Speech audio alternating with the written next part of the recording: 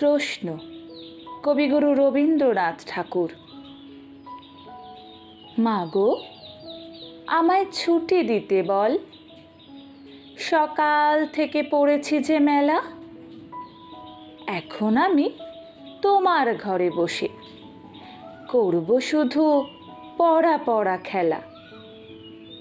তুমি বলছো দুপুর এখন সবে, না হয় যেন সত্যি হলো তাই। একদিনও কি দুপুরবেলা হলে বিকেল হলো মনে করতে নাই? আমি তো বেশ ভাবতে পারি মনে, সূর্য ডুবে গেছে মাঠের শেষে। বাগদি বুড়ি চুপড়ি ভরে নিয়ে শাক তুলেছে পুকুর ধারে এসে। আধার হলো মাদার গাছের তলা, কালি হয়ে এলো দিঘির জল। হাটের থেকে সবাই এলো ফিরে, মাঠের থেকে এলো চাষির দল।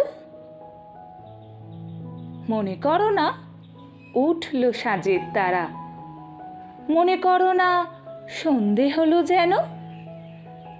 রাতের বেলা দুপুর যদি হয়, দুপুর বেলা রাত হবে না কেন?